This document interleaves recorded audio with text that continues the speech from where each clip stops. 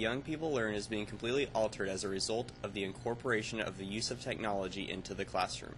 As a result, the way information is being explained and how it is being interpreted by the students frequently involves the use of some sort of computer. In short, technology has drastically changed the whole base infrastructure of the educational system and is having a profound impact on how schools operate and are maintained. As a result of this technological shift, the way students handle communication, collaboration, and accessing information has been transformed, as teaching methods have shifted to focus on the opportunities that develop when technology is readily available. These technological developments have brought a whole new dynamic style of learning and a whole new array of opportunities for students and teachers to communicate with one another. One of the biggest impacts of these advances is the way technology has allowed students and teachers to stay in contact with one another. As a result of these technological advances, such as the ability of email, texting, and Twitter, not to mention programs like PowerSchool and Blackboard, students are able to request additional information about the assignments and due dates when they are even not in school. In fact, according to Professor Bennett Jones at Cambridge University, approximately 87% of students were required by their professors to use email as part of a class. Not only are instructors more readily available as a result of these technological advances, so are instructional material. A large range of coursework, both remedial and advanced, is now easily available to all students, whether it is in the form of an individual instructor's web page or via mediums such as Blackboard or eCampus. These means of communication can be a drastic help in the field of education, if only because of their convenience. Technology has also helped to create new opportunities for students to express and communicate with their ideas. Recently, I had a chance to speak with Miss Pritchard's photojournalism class in order to see how they use technology to create their works for the class. Okay, so I'm Matthew Gutierrez. This is photojournalism. It's kind of like an introduction to both photography and journalism mixed in one. It's the precursor to yearbook and newspaper. And right now we are doing a class yearbook for the photojournalism class. So we have decided to split up all of our class into teams to do different assignments, layouts, getting photos, writing captions, copy editing. We're using a lot of the Photoshop to make sure our photos get cropped right and make sure the lighting's bad, because a lot of the photos are taken from activities throughout the school year where we're under fluorescent lights or we're outside and it's cloudy. We're doing InDesign to we're getting our layouts, and it's looking really good right now. In addition to photojournalism, technology has also had a profound effect on video productions classes. I had a chance to speak with the students in Miss Twyman's video technology class to see how they use technology to create their unique projects. We also use a lot of other things here at North Kansas City High School in the NTV department. Like, for example, I'm using Adobe After Effects right now to make a title for my DVD portfolio, which we make at the end of the year. Put all of our best work and put it at the end.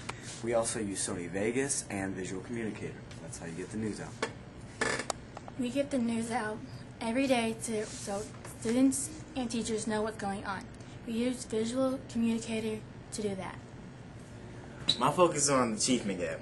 Instead of a type report, I took the creativity route and did a video. And they did the same research, and it's just more information and more fun. Another profound impact that technology has had on education can be seen in the way the design lessons plans are delivered. Technology has made lessons much more engaging and frequently more entertaining for students. Gone are the days of mind-numbing drills and snooze-inducing lectures. The advent of technology has made drill and practice entertaining, just as it has facilitated the inclusion of online labs for students. I had a chance to speak with Miss Young's psychology class in order to see how they use technology to engage into their lessons.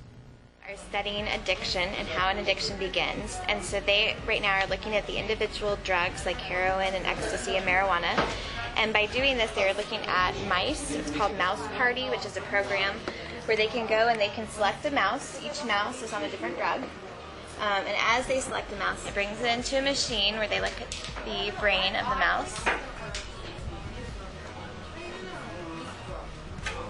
And then they walk you through and show you specifically, there's different slides that you can go through. Each drug has about 4 to 5 slides they go through, and they show you what is happening with the brain cells as the mouse is on that drug. And then they go through and they fill out these sheets here, where they talk about the neurotransmitters that are involved, the action of the drug, and then an illustration of exactly what it's doing to the brain cells. And by doing this, then they'll be able to see how casual usage can become an addiction as far as how the brain gets hooked on the drugs. While the idea of students being able to talk to a professional in the field used to be far-fetched, it may not be as far away as you think. The increased availability of low-cost technology has facilitated its adoption by school districts. Most schools and colleges are already handing out laptops or netbooks to their students for educational purposes. It's nice to have the netbooks because it's easier to keep track of your grades. You can write your essays on them instead of having to go to the library. You can do research, and also you can have all of your notes in one place. One frequently overlooked aspect of the technological revolution in education has been the critical role it plays in helping educators use data more efficiently. This use of data stands to drastically improve instruction, as it quickly allows teachers to analyze what worked and what did not work with a particular group of students. Another frequently used approach to the integration of technology into the classroom is Study Island, a web-based program that is geared toward those core content areas that are most commonly tested by states. Because Study Island is completely web-based, students can access the information and learn it at their own pace. There is no software to download or install. All they need is an internet connection. The program features many lessons and core areas and accompanying questions that are designed to mirror those students will encounter when they take end-of-course exams that are given at the state level. Not only are there thousands of questions in the Study Island program, but each question constantly changes. The answers to the multiple choice questions rotate positions, and the number in the math questions are chosen randomly, resulting in a deeper understanding of the concepts as opposed to just memorization of the answers. According to Study Island program consultant Jake Isnick, Study Island is used in all 50 states by thousands of schools and literally millions of students. So it should come as no surprise that it is used by a number of core content teachers throughout our district. And the students and teachers we spoke to felt that it was instrumental in improving student scores.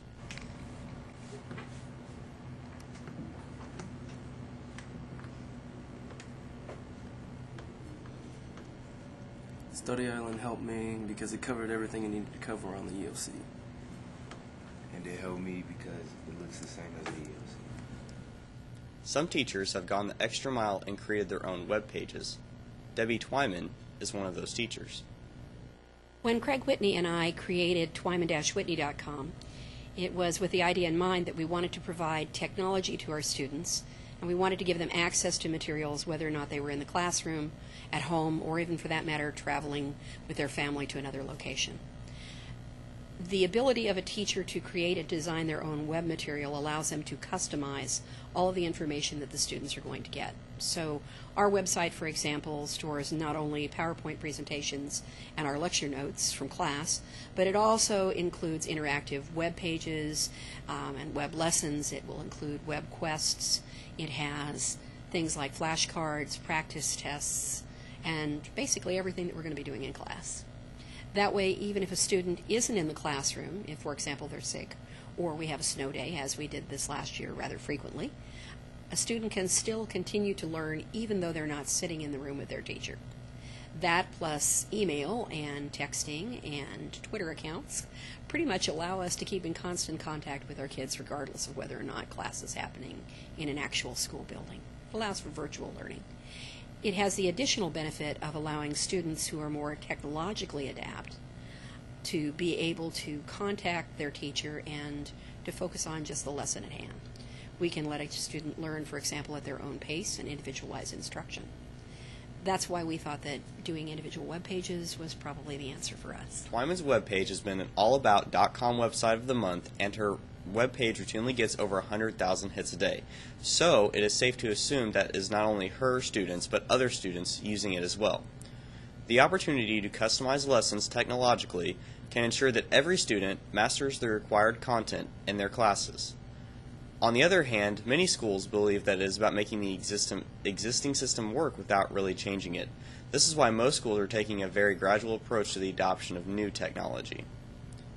Just as technology is revolutionizing the way people work and play, it is also revolutionizing the way teachers and students learn and interact with one another.